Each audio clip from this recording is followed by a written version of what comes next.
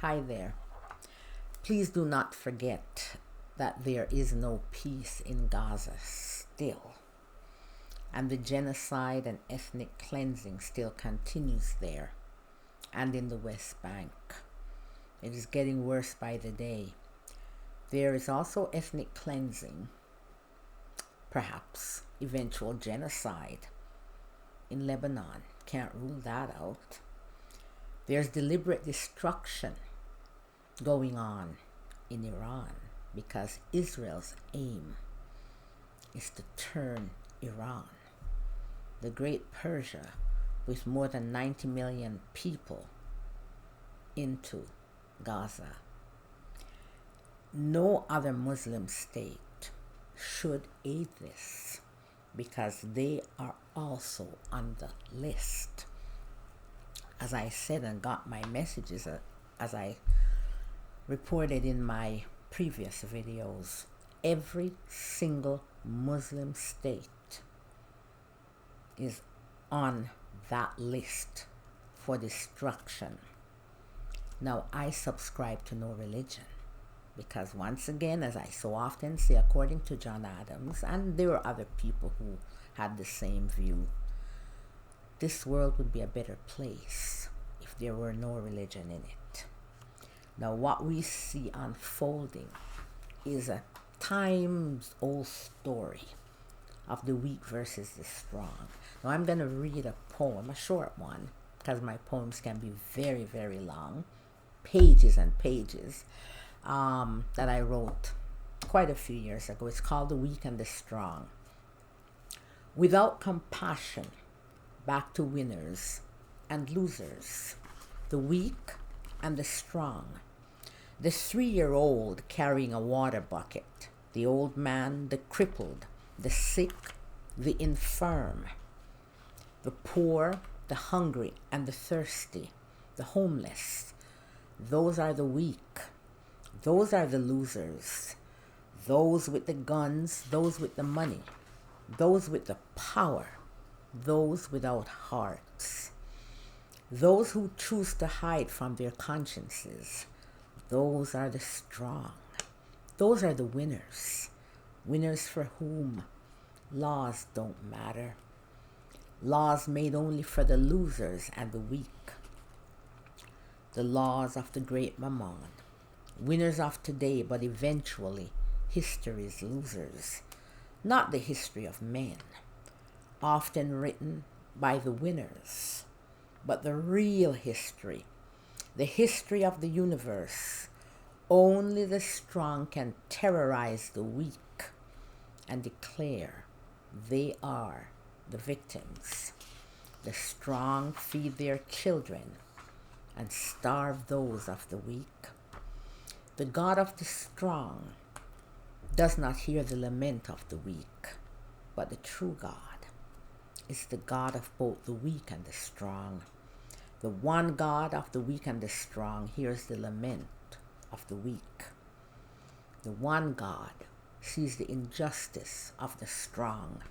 The weak will become the strong will become the weak, and history will repeat itself, where the once weak becomes the strong, only to terrorize the weak. And there again you could see history repeats itself, and according to the truth that is reincarnation and its facts, we know why that is so, but eventually it will come to an end. Now, last video I should say, I said that Stalingrad was Vladivostok, known as Vladivostok now, but that was wrong. I suppose I was thinking about my lifetime spent in Vladivostok as a hobo. Actually, it is Volgograd. That is the former Stalingrad. Okay, once again, my name is Winifred Davis. Now, I usually put this little blurb in most of my videos at the beginning. I have been a shaman, psychic medium, traditional and spiritual counselor, healer for the past 37 years. Now, I like to read because I don't want to miss things. Please remember that I am not here to lead anyone. I do not wish to be a leader of anything, just as I don't want anyone to lead me. I am just a vessel, a messenger delivering a message from the collective, which includes my guides. I am fulfilling my self-soul contract and at the same time my Neptunian journey. I have stepped out from the shadows.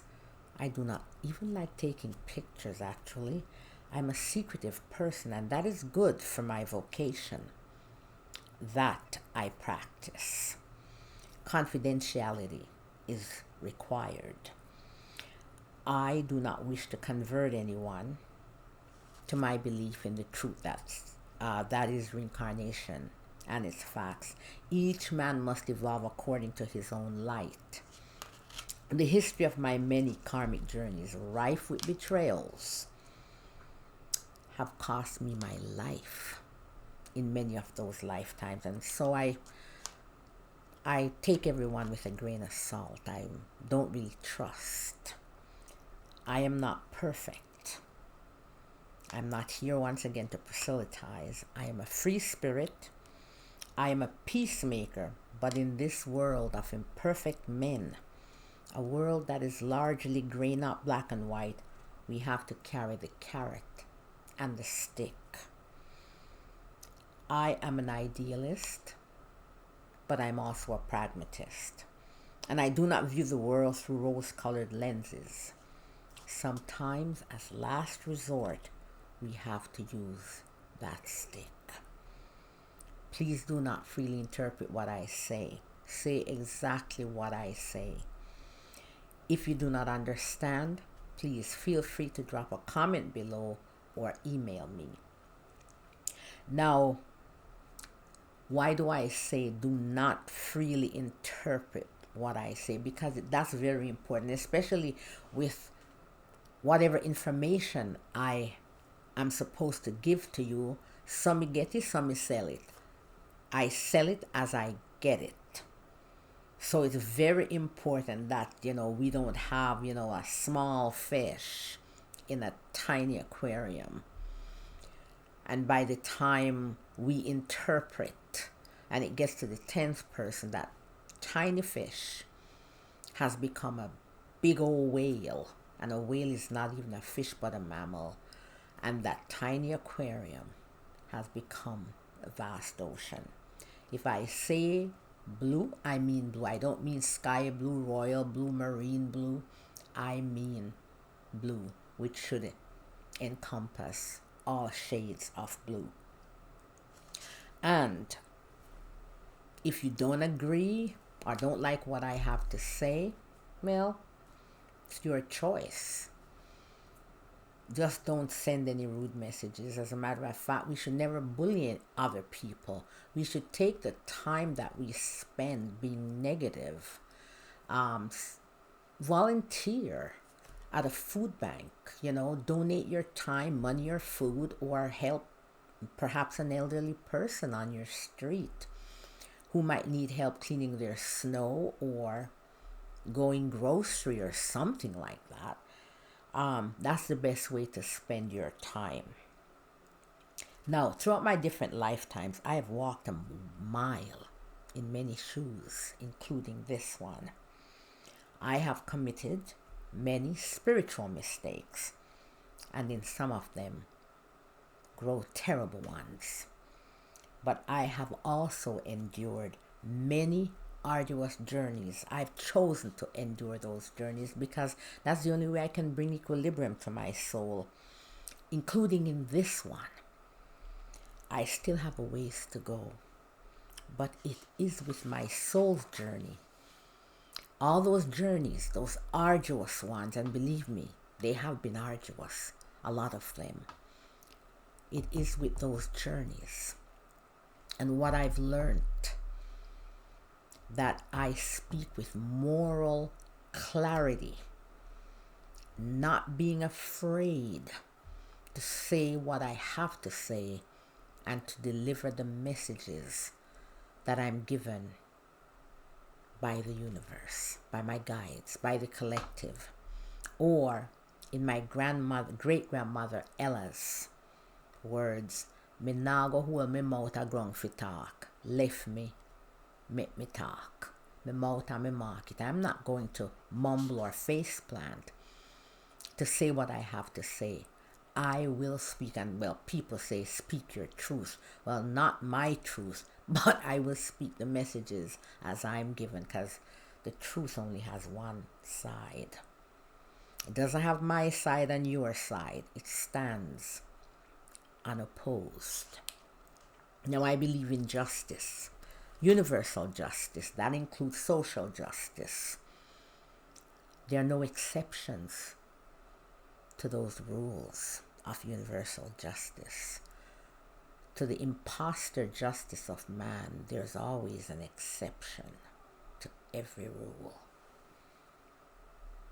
Universal justice cannot be decided by any man or any institution. There are always exceptions, once again, to the rules of the imposter justice of man. And remember, we each of us was given a conscience, given a free will with a conscience. That is the light to guide that conscience. And your duty is to your conscience always, not to king, not to parents, not to your general.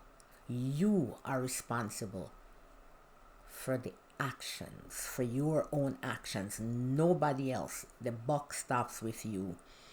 And so, I am beholden only to my conscience. That is the light that was given to me to guide the free will that I have. Now, today I am going to speak about civilization, and because Muslims are targets in this go-round, I'm going to speak about the contributions that Islamic civilization has given to humanity. Now, the greatness, let's first talk about the greatness of civilization. All of us, in our different masks, have contributed to the creation, progress, and greatness of civilization. We stand on each other's shoulders. History teaches us that no man is an island. Unless we live in total isolation from others, there will be some influence from our neighbors. The entirety of humanity has contributed to the progress of mankind in this earthly plane through both the spiritual and temporal lens. We are all standing once again on each other's shoulders. Let us take Western civilization at face value as being born from Greek and Roman civilizations. It is a fact that ancient Greece is not the cradle of civilization. Now, I don't deal in conspiracy theories, okay? Now, and I gesture a lot, so please forgive my hand movements. Now, ancient Egypt was thousands of years older than ancient Greek civilization, as were others, like the Shah dynasty in what was, and that's 2070 BCE to 1600 BCE in what was ancient China. Then you have Mesopotamia, that was before 3100 BCE. You have Minoa and Punt, which is in the Horn of Africa. You've heard Hatshepsut, the pharaoh. Hatshepsut, she sent a grand expedition to Punt because she believed in trade. Trade is very important. and Punt was around 2500 BCE. Egypt, that's when it began, sorry. Egypt influenced much in ancient Greece, including the manner in which Greek statues were posed. Ancient Greek philosopher, mathematician, Pythagoras, and for those of you who know a bit about math, I think they teach that in high school as well. I'm trying to find my paper here, see if I can. Yes, here it is. Okay, now he's known for the Pythagorean theorem in mathematics. I don't know if you can see it here. I hope you can. Okay, so what you have is a squared. Okay, so the two short sides. Okay, so the two short sides. Okay, so that's A and B, and then you have the long side, which they call the hypotenuse, and the two short sides squared. Okay, so you square each side and you add them together, and they should equal the long side of that triangle. Okay, and those sides are at a right angle. So that's I haven't done math in, oh my goodness, in a very long time. So it was kind of fun talking about that a little bit. Okay, now ancient Egypt, along with Pythagoras, also influenced the Greek geographer Strabo, Aristotle, and Solon. All of them were influenced by ancient Egypt, sorry. According to Greek historian Plutarch, the pyramids of Giza influenced, once again, Pythagoras. So Plutarch, he came like hundreds and hundreds of years after, but he's a historian. So according to him, and according to his examinations of the facts, ancient Egypt did in fact influence Pythagoras. So what we have here then is Western civilization. If we take it at face value that it's Greek and Roman civilization, it was influenced by ancient Egypt. Now, ancient Egypt itself was influenced as well by other civilizations because there was trade, there was interaction going on. So we could say then that Western civilization is not only ancient Greece and ancient Rome, but it is also Egyptian, plus the Assyrian, which, they introduced paved roads, aqueducts, plus Persia, which the postal system in America, for example, right now is basically Persian. It's based on the Persian postal system. I speak about that in the two books, and I will show them at the end that speak about them, mention their titles at the end. You have the Chinese, which we have bombs now, gunpowder. The Muslims turned that into bombs, not a good thing. The Greek, the Roman, you have India, mathematics, the notation, the Arabic numerals that we now use, Byzantium, Islamic, and then you have Renaissance, Enlightenment. Then you have Jamaica, because they provided the basis of the Industrial Revolution with the iron technology that Jamaican slaves brought with them to Jamaica. And that sort of put the Industrial Revolution on the track. That's the foundation of the Industrial Revolution.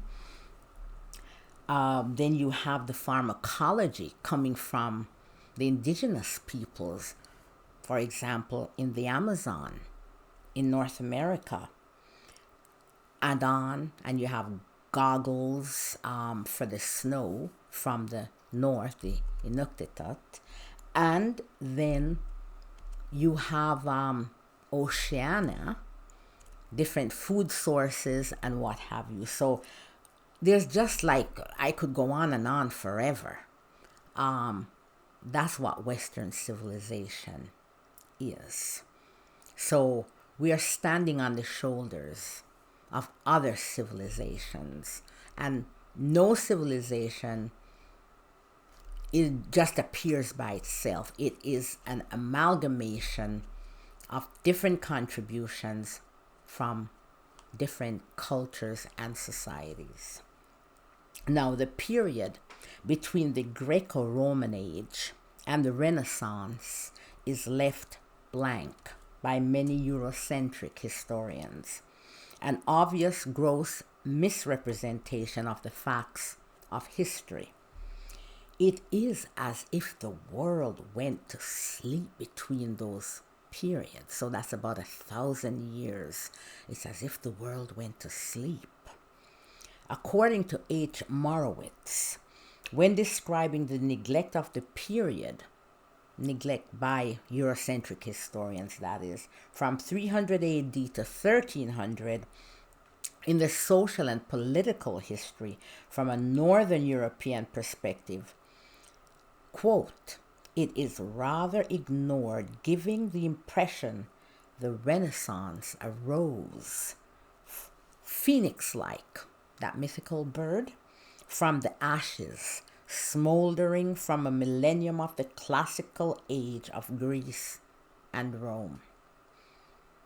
This phenomenon, Morowitz refers to as history's black hole. Now, what we are showing here is only a snippet, as I said, of the building blocks of what some now term Western civilization.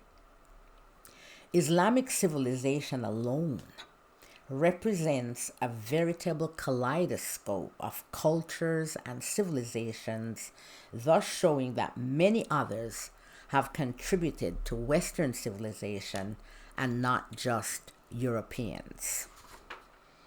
Another black hole is what the supremacists in America would like, and the lost cause ideology of the United Daughters of the Confederacy.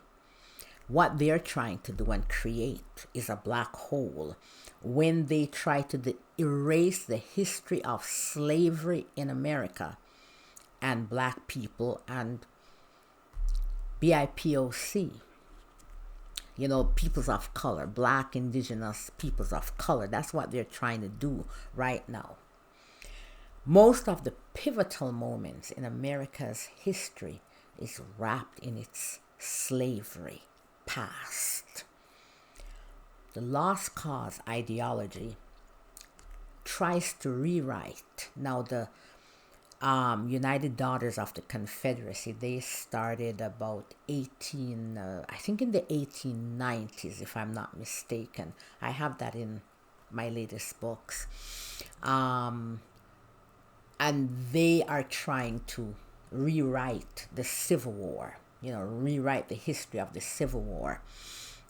Now, what they've done is hiding behind gentility, those nice little Southern ladies, Southern charm, and cookies and milk. This were, in church basements, and they're helping with history, textbooks and all of this stuff. These ladies spew such nonsense that slaves love being slaves, and the Civil War wasn't about slavery. It was about states' right.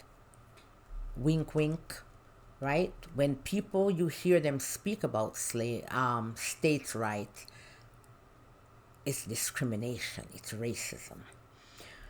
Now, they spread these things such as if you, like slaves love being slaves, as I said, and if, you're a slave, you're a part of the family, kind of like what you see in Gone with the Wind, for example, or the slave is this infantile person. Now, I just have to add this. If indeed slaves were part of the family, now if you beat your family members a lot of times to death, or you train your children how to run your plantation by teaching them from before they were even 7 years old how to beat a slave, beat that slave until blood flowed, well, I would not like to know how you would treat a stranger, much less a slave. Now, as I said, Gone with the Wind, that film kind of pushes that lost cause ideology. And Birth of the Nation, well, that's another one. Now, indeed, the entirety of humanity has contributed to the history and progress of humankind. As I said before, from the gunpowder from China and later Muslim formulation to produce bombs, and once again I say not good. The iron technology and human slave labor from West Africa, and the myriad of food staples and their cultivars, that's the different varieties, that's what cultivars mean, and other knowledge of the indigenous peoples of the Americas and the islands in the Pacific Ocean, and in the myriad of contributions of the Islamic civilization that Islam brought to what was a Europe enveloped in darkness. As previously mentioned, the iron technology brought to Jamaica by African slaves and stolen and patented by a bankrupt Henry Court with the complicity of England, well, they say Britain, I like to say England, transformed England into the lone military and economic superpower for a century. It was the Jamaican factory that helped to keep the British war machine going, including repairing parts for ships, weapons, horseshoes during its wars of the 18th century, and that would lead to new, more advanced and lighter firearms, including the rifles and rapid-firing guns prevalent during World War I, which I cover a little bit more in a previous video, between videos 14 and 18.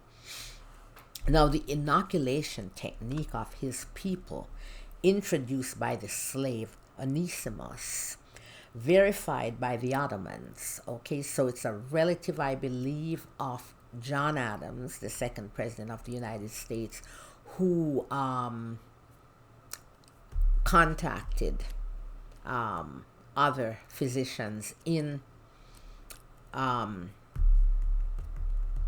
the Ottoman Empire, and so that would probably more than likely be Turkey at that time, and they said yes, it does work. This was during the devastating smallpox outbreak in America in the 18th century, and that saved countless lives. Now, there were also people, just like in COVID, who would not go through this procedure because they heard that it was a black person, a Negro, a slave who had introduced it. Now, and even through the persecution, brutality, and racism that they have had to and still endure, black people in the diaspora have made and continue to make contributions in medicine, sports, science, technology, agriculture, the culinary arts. Remember, crème brûlée. Indelible imprint in music, literary, and other areas of the arts. Try as they may, the current white supremacist, authoritarian Manchurian regime in America is trying its best to erase especially black people and their accomplishments from the fabric of American society, but that is not in the cards. Even in Holland, I can't remember the name of the cemetery, they've tried to erase black members of the military during World War II. They built that cemetery, and they helped in freeing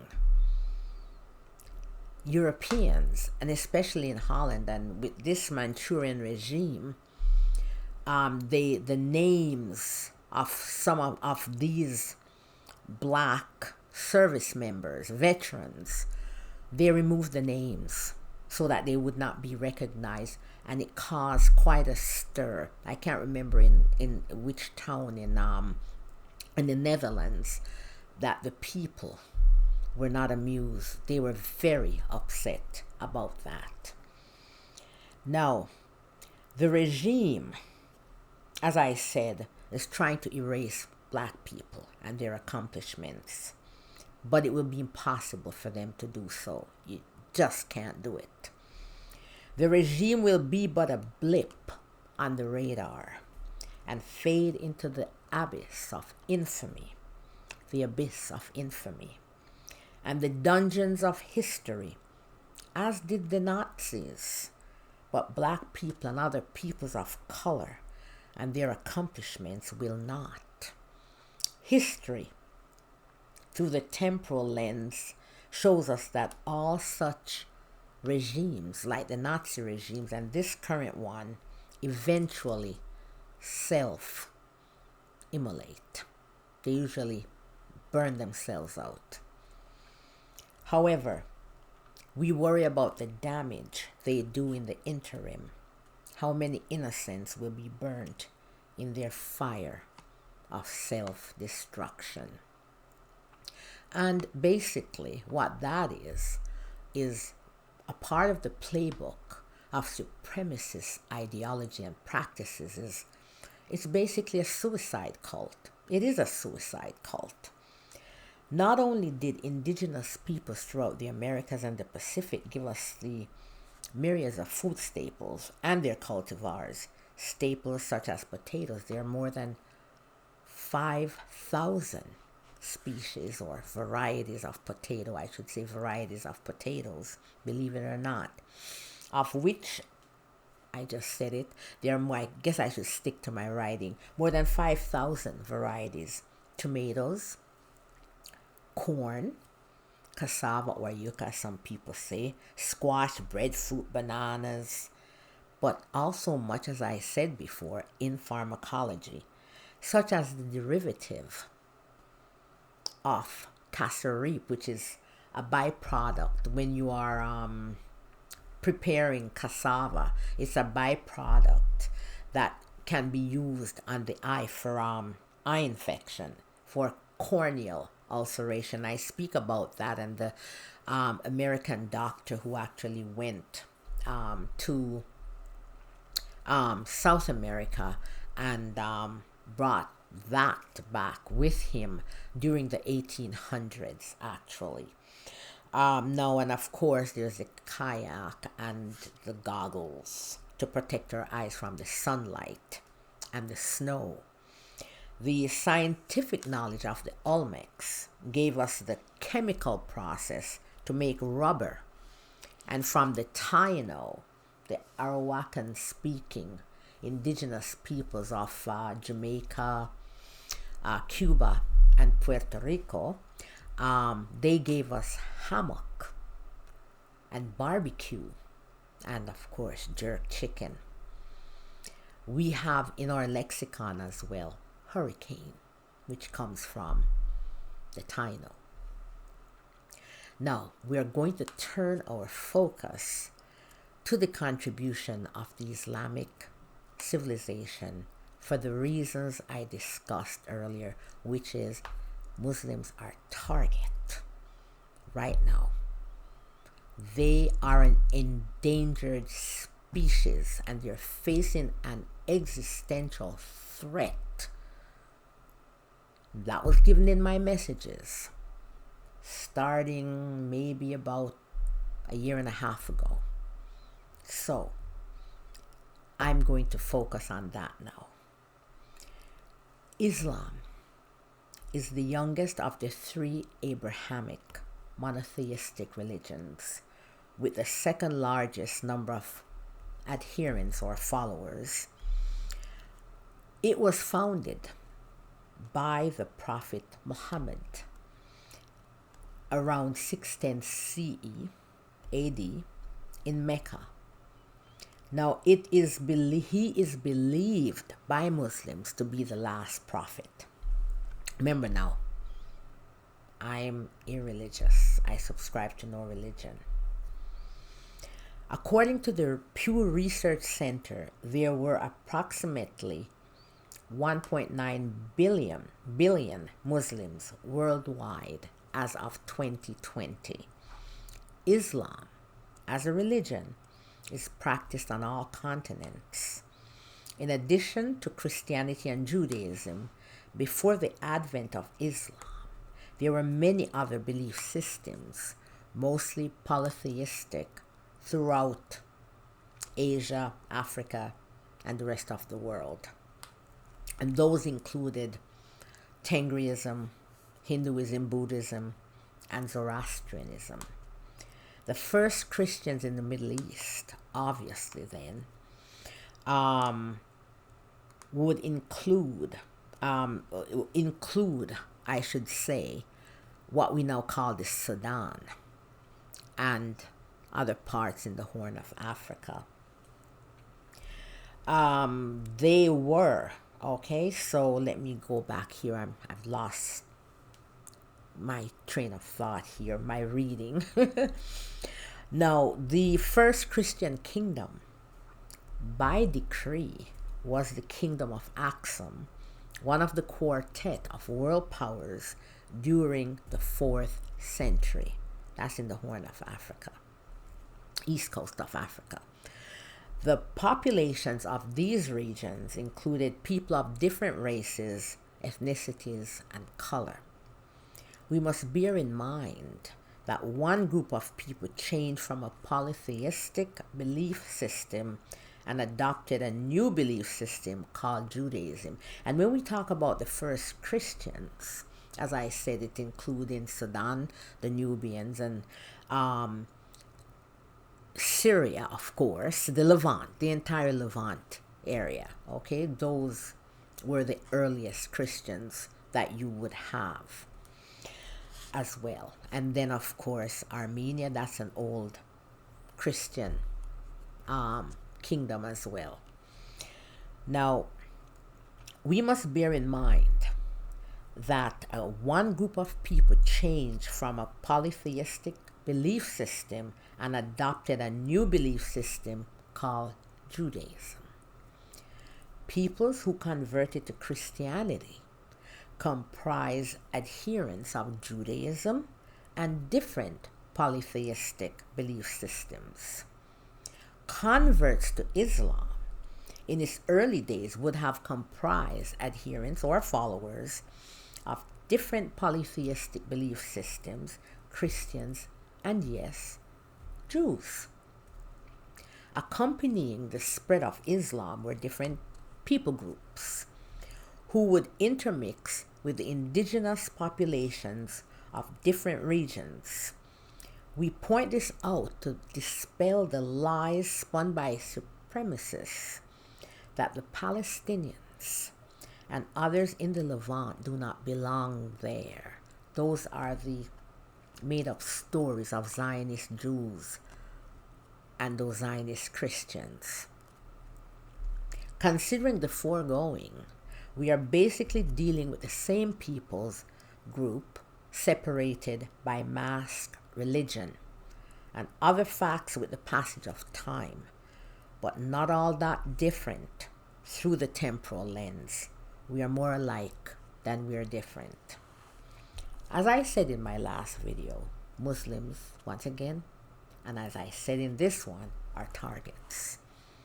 Islam is under fire, and Muslims are facing an existential threat from Zionist Jews and Zionist Christians, the State of Israel, Hindu nationalists, Buddhist nationalists, we remember in Sri Lanka a couple years ago, right-wing and other extremist groups. None of these bigots care if you are Arab, Persian, Turk, Assyrian, Palestinian, Christian, white, brown, Afro-Persian, Shia, Sunni, Druze, Ishmaeli. They don't care. You're all the same for bigots. You're Muslims. Bigots do not care about accuracy when they practice their bigotry. There will arise a Salahidini energy. That is the only thing that will save Muslims. The bee and the butterfly, bird, animal, farmer, and the wind. As was previously mentioned, the Islamic civilization was not homogeneous.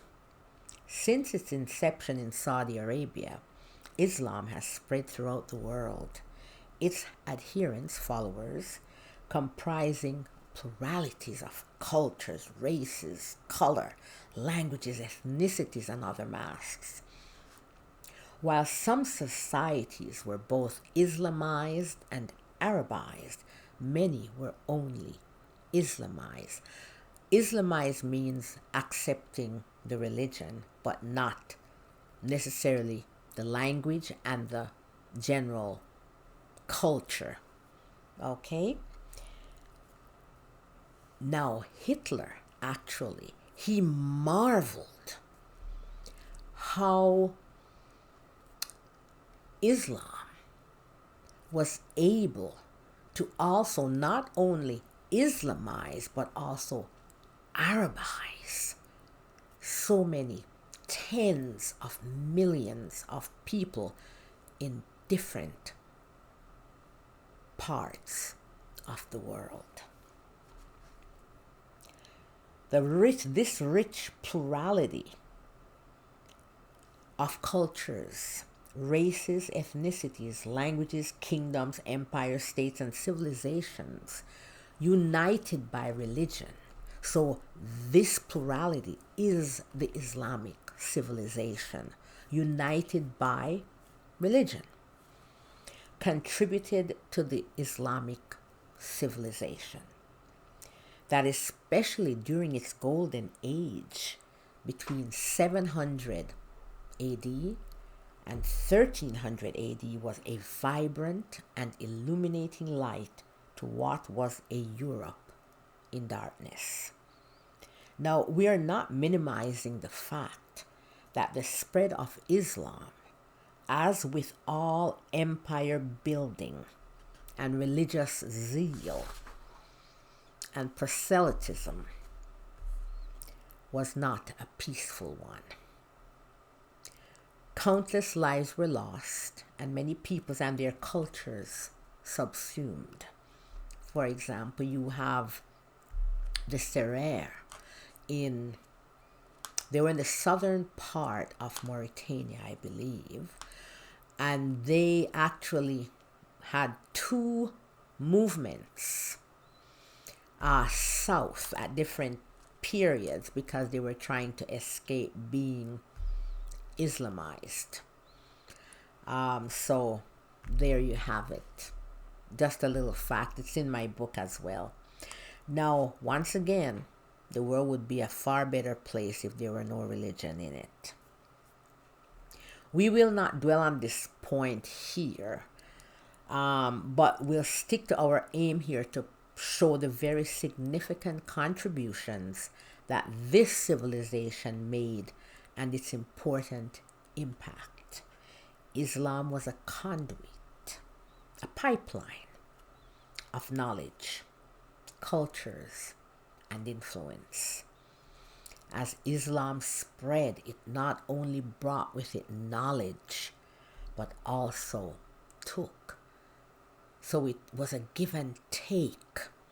And so it would go to India, and it took from India as well. It left things, influence and things, if we want to put it that way, in India, but it also took with it. And then as it spread elsewhere, it left some of what it took from India in other places, and then it took from other places, and on and on and on and on. Now, where am I here now? I think here. Okay, so as I said, we won't dwell on, the whole converting stuff, but as it spread and as it left, it took as well. So I say Islam was the butterfly, the bee, the bird, the animal, the farmer, and the wind that gathered, dispersed, pollinated, cross-pollinated, sowed, and grafted the seeds and fruits of knowledge and cultures wherever it went. Now, I'll just illustrate briefly here, and then I'm going to end this video, and then do a second part to it about the peonies in my garden. Now, peonies are my favorite flowers, along with lilies, of course.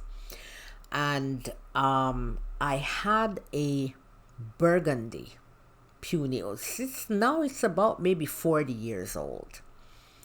So when I got my house, that was the only one that was in one of my gardens.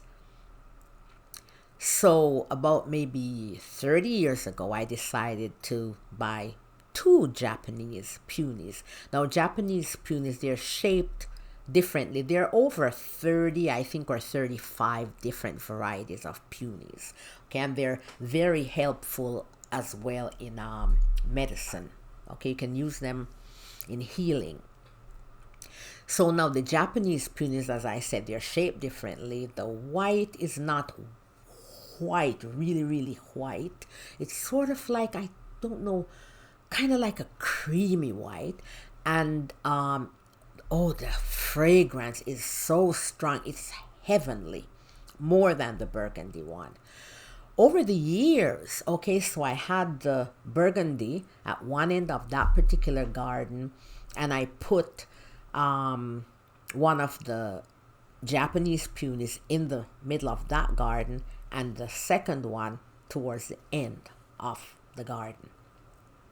Now, over the years, what I noticed and what has become of the one in the middle is actually, I guess, cross-pollination, because it is no longer a Japanese peony.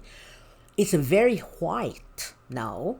The shape has changed, but it's not exactly the shape of the burgundy peony. It is a mixture of both, and within the white, when you open it, you see streaks of burgundy, and the scent, the fragrance, is in between the burgundy peony and the pure Japanese peony. Now, the butterflies and the bees and wasps that I usually have every summer, I guess they did their job. So that is what Islamic civilization has done. I'm just going to read this one paragraph and then I'm going to terminate this video and continue it in a second one. The wind, the bee, the butterfly, bird, animal, and farmer took the architecture from both Persia and Byzantium, and especially from Persia, to which it would add its own innovations, like the minaret. The three-dimensional honeycomb vaulting decoration, I had planned to have a picture to show you exactly what I meant, but I forgot that. They call that, I think, a mukarna, and multifoil arches. Persia greatly influenced Byzantium architecture, and Byzantium architecture also influenced Persian architecture, but to a lesser degree. Muslims learned to build buildings. They learned that from the Byzantine Empire. They built buildings that could withstand sieges from Christians. Byzantine mosaicists worked on the Dome of the Rock in Jerusalem, while Byzantine artists adapted Islamic motifs, evidence in the aesthetic decoration based on Arab Kufic script of the first church of the monastery that you find in Phocis, Greece. From Persia, Islam also took the great gardens, which had no doubt come from the Assyrians, which has had an undeniable influence in the West. Now you have the Pasargadae garden created by Cyrus the Great, and it's the oldest living garden. And you find that in the southwestern province of Fars in Iran. We just hope Israel doesn't destroy it, because that's part of Israel's aim, is to destroy every single historical building and things trying to erase other people's history. And they deliberately do these things because that is what supremacist ideology and practices do. They try to erase other people's history and rewrite it with their own. And sometimes it's just plain what they say in Jamaica, bad-mindedness, covetousness, envy. So, we have the oldest living gardens, and then, I talk and get off my page, and then I have to find my section again, and do forgive me. And of course, now that type of garden, it has it's rectangular, and it has 4 different waterways. It's divided into 4 sections, 4 different waterways, and I think it has something to do, I think, with Zoroastrianism. So it's representing 4 elements, or you have not elements, but 4 things. You have sky, plants, I think earth, and water, I think, something to that effect, but don't quote me on that. Maybe I'm not as specific as I should be with regards to that information. And the last thing before I cut this video is Islam took chess from both Persia and India. So how could that be? Chess, as far as the evidence shows, originated in India. So the Persians took chess, okay? Chess went to Persia, via Persia. But then, chess also went into Europe via the Iberian Peninsula with that cultural dynamo about whom I spoke in my, I think it's my second video, or the video number 15, I think. He brought that to Al-Andalus, Zaryab, with astronomers, Indian astronomers / astrologers, that he brought to Al-Andalus. And I think that I will cut this video right here, and when we come back, I'll just get into the influence that Islamic civilization has had in Western civilization. And believe me, it is a lot of influence in a lot of different areas. So I will see you shortly.